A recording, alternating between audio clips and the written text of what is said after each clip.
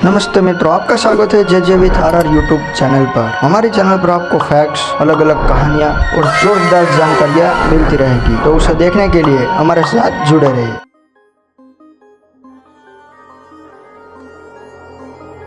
आज हम जानने वाले हैं कृष्णानंद राय और अंसारी परिवार की लड़ाई। पिछले 2 एपिसोड में हमने मुख्तार अंसारी और उसके गुनाहों की जानकारी आपको दी थी। आज हम कृष्णानंद राय और अंसारी परिवार की लड़ाई कैसे हुई, कैसे कृष्णानंद राय की हत्या को अंजाम दिया, वो हम सब आज जानने वाले हैं। मोहम्मदाबाद विधानसभा सीट की क्षेत्र पर पिछले कई सालों से अंसारी परिवार का कब्जा था। शिफगतुल्लाह अंसारी यहाँ से लगातार विधायक बने रहे थे, लेकिन भूमिहार के एक लड़के ने अंसारी परिवार के वर्चस्व को चुनौती दी। यह भूमिहार लड़का एक दिन पूरे गाजीपुर में ही नहीं बल्कि पूरे पूर्वांचल में चर्चित होगा, ये किसी को नहीं पता था। कृष्णानंद राय मुख्तार अंसारी के भाई शिफगतुल्लाह अंसारी को मोहम्मदाबाद सीट से चुनाव में हरा देते हैं। कृष्णानंद राय विधायक बनते हैं, जिसे मोहम्मदाबाद सीट पर एक क्षेत्र अंसारी परिवार का राज था। अब उस सीट पर एक नए लड़के की एंट्री हो चुकी थी। इस हार से अंसारी परिवार बौखला गया था। खासकर मुख्तार अंसारी को यह चुनौती अच्छी नहीं लगी। मुख्तार अंसारी इसे पचा नहीं सका और फिर वो हुआ जिसने मुख्तार की खटिया खड़ी कर दी। हमने आपको बताया था कि जब मुख्तार ने ब्रिजेश सिंह के पीछे पुलिस और अपने गुंडों को छोड़ रखा था, तब ब्रिजेश सिंह को कृष्णानंद राय का साथ मिलता है। दोनों की दोस्ती हो जाती है। मुख्तार अंसारी के मुताबिक कृष्णानंद राय अपनी राजनीतिक शक्तियों के प्रयोग पर ब्रिजेश सिंह को बचा रहे थे और सरकारी ठेके दिलवाने में मदद कर रहे थे। यही नहीं,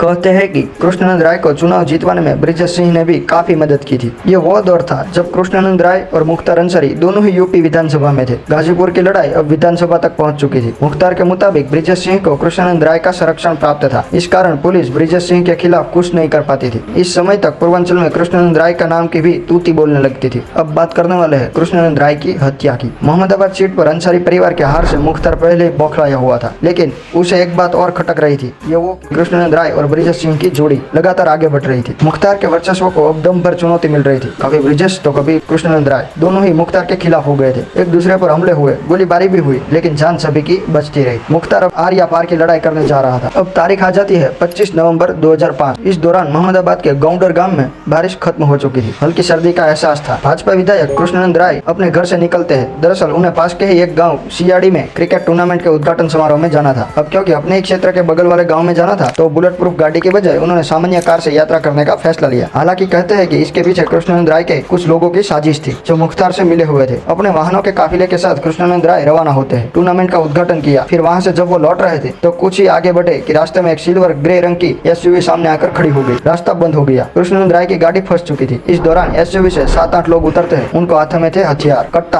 पिस्तौल, उजी, AK-47 और ना जाने क्या क्या। इसके बाद कृष्णानंद राय की गाड़ी पर फायरिंग शुरू हो जाती है। इस दौरान 500 राउंड से अधिक गोलियां चली। भाजपा विधायक कृष्णानंद राय के गनर निर्भय उपाध्याय, ड्राइवर मुन्ना, कार सवार रमेश राय, श्याम शंकर राय, अखिलेश राय और शेषनाथ सिंह को गोली लगी। जब कृष्णानंद राय के शरीर का पोस्टमार्टम हुआ, तो शव से कुल 67 गोलियां बरामद हो गई। कृष्णानंद राय के भाई राम नारायण इस दौरान पीछे आ रही काफिले की दूसरी गाड़ी में बैठे हुए थे। राम नारायण राय जब भी कहीं इंटरव्यू देते हैं, तो वे इस घटना का जिक्र करते हुए कहते हैं कि इस हमले में मुन्ना बजरंगी भी शामिल था। विधायक के काफिले पर हमला करने के दौरान हमलावर लगातार कह रहे थे कि मारो इनको, इन लोगों ने भाई को परेशान कर रखा है। ये भाई कई और नहीं बल्कि मुख्तार अंसारी ही था। इस हत्या के बाद आरोप लगा मुख्तार अंसारी पर। कहा गया कि मुख्तार के आदेश पर उसके राइट हैंड कहे जाने वाले मुन्ना बजरंगी और अन्य लोगों के कृष्णानंद राय की हत्या की। कहते हैं कि इस हत्या की प्लानिंग और मुखबिरी बिल्कुल सटीक तरीके से की गई। मुखबिरी भी ऐसी की गई, बुलेट प्रूफ गाड़ी होगी या नहीं, इसका भी ध्यान रखा गया। इस हत्या के बाद पूरा उत्तर प्रदेश दहल जाता है। एक विधायक की हत्या, वो भी AK-47 से आम बात नहीं थी। इस हत्या का आरोप मुख्तार अंसारी, अफजल अंसारी और मुन्ना बजरंगी पर लगता है। जेल में सजा भुगत रहे मुन्ना बजरंगी की हत्या कर दी जाती है। कृष्णानंद राय हत्या मामले में कई चश्मदीद सामने आए, लेकिन समय के साथ ही कई चश्मदीदों की रहस्यमय तरीके से मौत हो गई या फिर केस वापस ले लिए गए। एक चश्मदीद ने कोर्ट में अर्जी दायर कर मुख्तार के खिलाफ केस को वापस ले लिया। उसका कहना था कि मुख्तार का इस हत्या में हाथ नहीं है। ऐसे में कृष्णानंद राय की हत्या का दोषी कौन था, यह कभी साबित ही नहीं हो सका, जिसने कृष्णानंद राय की हत्या कराई। लेकिन पूर्वांचल की राजनीति की समझ रखने वाले हमेशा कहते हैं कि मुख्तार ही था जिसने कृष्णानंद राय की हत्या कराई। ऐसे ही फैक्ट्स जानने के लिए